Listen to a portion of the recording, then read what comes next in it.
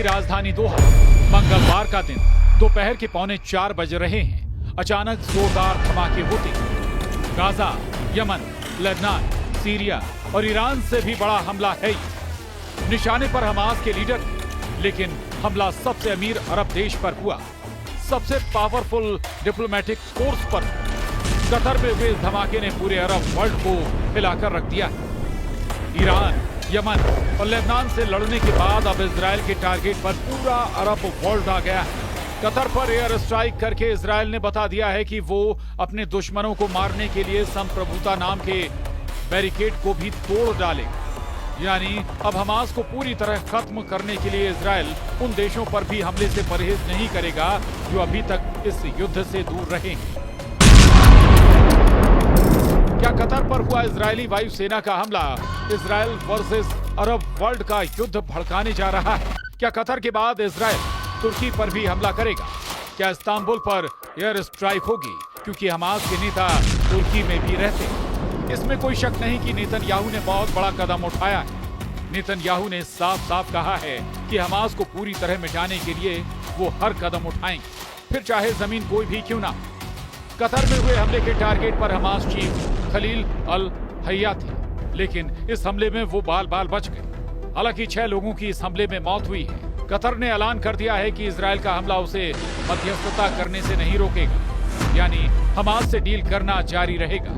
और इसलिए अब इजराइल के सामने कतर नाम का दुश्मन भी तैयार हो चुका है। उधर कतर के पीएम शेख मोहम्मद बिन धानी का कहना है कि कतर की कूटनीति में मध्यस्थता उसकी पहचान का हिस्सा है, ये जारी रहेगी और हमारे आसपास के मुद्दों पर इसमें हमारी भूमिका को जारी रखने से हमें कोई नहीं रोक पाएगा, ताकि क्षेत्र में स्थिरता हासिल की जा सके। क्या कतर इजराइल के हमलों को लेकर खामोश रहेगा या वो भी वैसे ही जवाब देगा जैसे ईरान ने इजराइल को 1 बार नहीं, 2 बार नहीं बल्कि 3 बार दिया है?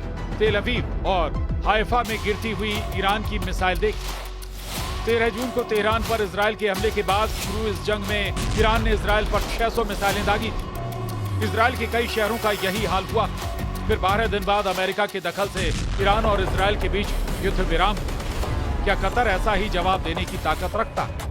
आर्थिक रूप से सबसे मजबूत अरब देश कहा जाने वाला कतर है तो बहुत छोटा सा मुल्क, लेकिन हथियारों के मामले में ये सबसे बेहतरीन वेपन सिस्टम से लैस है।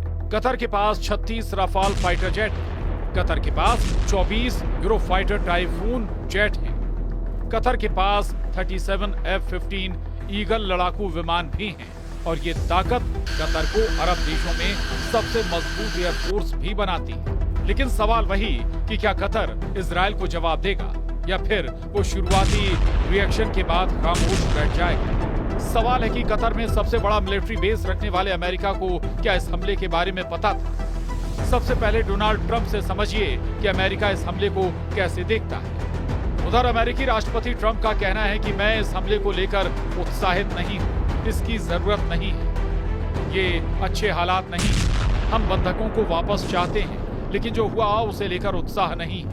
मुझे कभी किसी चीज से आश्चर्य नहीं होता, खासकर जब बात पश्चिम एशिया की हो। मैं इस पर बयान दूंगा। मैं इससे बहुत दुखी था। हमें बंधकों को वापस लाना है। जिस तरह से ये हुआ उससे बहुत दुखी हूँ। ट्रंप बता रहे हैं कि वो इजराइल के हमले से खुश नहीं हैं, लेकिन अब उनकी प्रवक्ता कैरोलिन लीवेट की बात पर गौर कीजिए, क्योंकि कैरोलिन लीवेट ने इजराइल को लेकर ट्रंप की पॉलिसी की पूरी पोल खोल कर रख दी है। कैरोलिन लीवेट ने साबित कर दिया है कि इजराइल को अमेरिका से पूरी छूट मिली है और कतर पर हुए हमले को लेकर एक तरह से ट्रंप का ग्रीन सिग्नल था। कतर को पश्चिम एशिया में अमेरिका का सबसे अहम सहयोगी माना जाता है। अमेरिका का सबसे बड़ा सैन्य अड्डा और डिप्लोमेटिक संबंधों को लेकर कतर ये मानता रहा है कि इजराइल उससे दूर रहेगा। लेकिन 9 सितंबर को हुई इजराइल की एयर स्ट्राइक ने सब कुछ गलत साबित कर दिया। अब या तो ट्रंप झूठ बोल रहे हैं या तो उनकी प्रवक्ता कैरोलिन लीवेट। दोनों की बातों को लेकर कतर उलझन में पड़ गया है, क्योंकि कतर के प्रधानमंत्री का दावा है कि इजराइल के हमले के 10 मिनट बाद ही ट्रंप की कतर के अमीर से बात हुई और उन्होंने हमले की निंदा की। इजराइल ने हमला करके दिखा दिया कि उसके दुश्मनों के लिए कोई जगह सुरक्षित नहीं है। ऐसे में अब इजराइल के एक्शन ने तुर्की के लिए बड़ा खतरा पैदा कर दिया है, क्योंकि तुर्की भी हमास के बड़े मददगार देशों में शामिल है। दोहा में वो जगह देखिए जहां इजराइल ने बम गिराया। Made in America bunker buster बमों ने इस इमारत का क्या हाल किया है। यहीं पर हमास के वो अधिकारी थे जो कतर में गाजा युद्ध विराम पर डील के लिए बात कर रहे थे। एक बार फिर सवाल कि ईरान, यमन और लेबनान से लड़ने के बाद अब इजराइल के टारगेट पर पूरा अरब वर्ल्ड आ गया और अब इस युद्ध में बाकी अरब देश भी कूदेंगे, क्योंकि सऊदी अरब ने भी कह दिया है कि वो कतर के साथ खड़ा है और कतर के लिए वो अपनी पूरी ताकत का इस्तेमाल करेगा।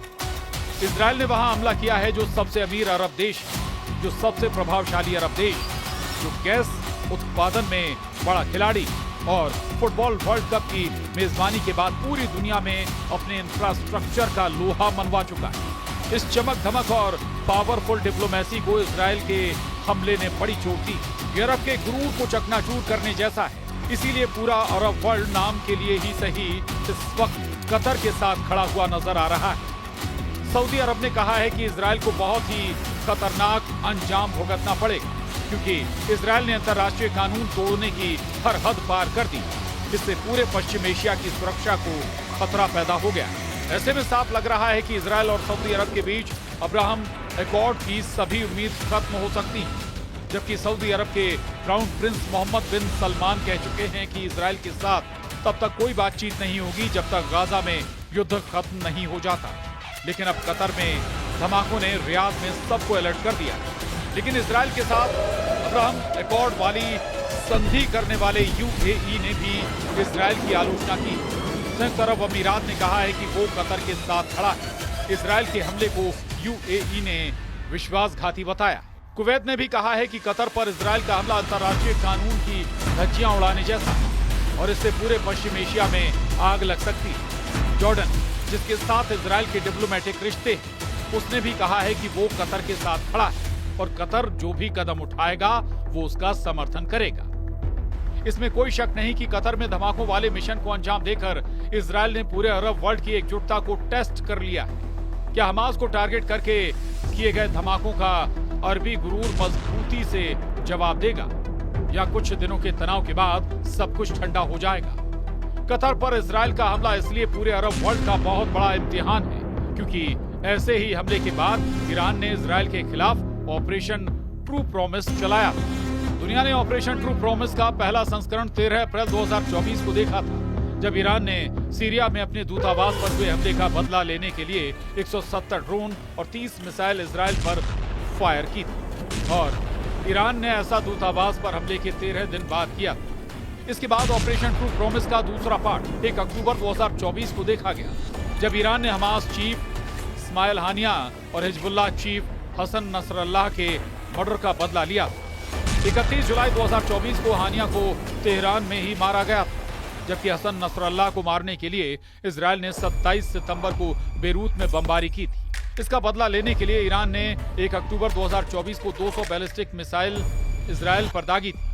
इसके बाद जून में हुई जंग से तो पूरी दुनिया वाकिफ। अली खामनेई ने ऑपरेशन ट्रू प्रॉमिस का तीसरा दौर शुरू करके बता दिया था कि पूरे पश्चिम एशिया में इजराइल को टक्कर देने वाली सबसे बड़ी ताकत ईरान।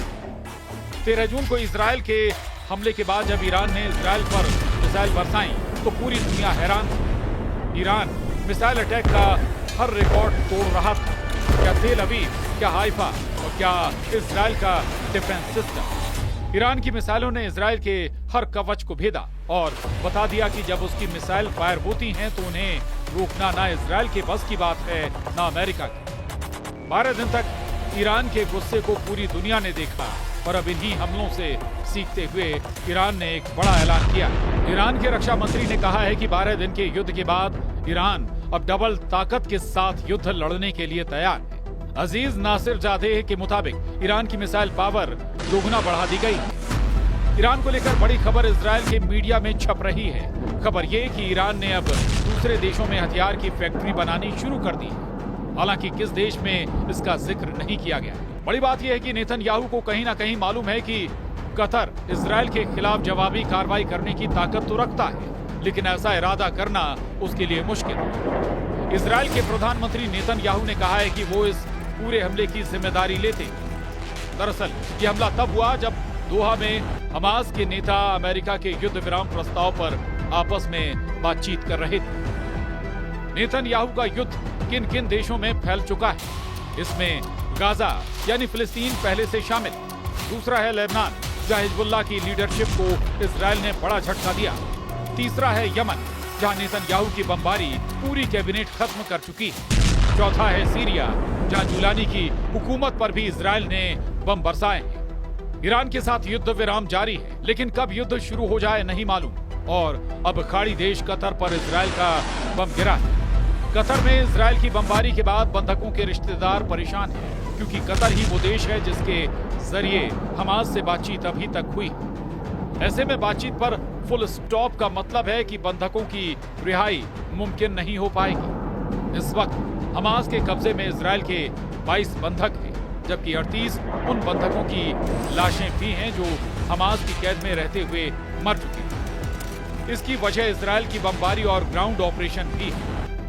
बड़ा सवाल यह भी उभर रहा है कि कतर के बाद क्या अगला नंबर तुर्की का है, क्योंकि कतर पर हुआ हमला सिर्फ अरब वर्ल्ड ही नहीं बल्कि पूरी दुनिया के लिए हैरान करने वाला अटैक। इजराइल के सेना अध्यक्ष याल जमीर ने 31 अगस्त को कहा था कि विदेशों में मौजूद हमास के नेता सुरक्षित नहीं रहेंगे और इजराइल उन्हें भी निशाना बनाएगा।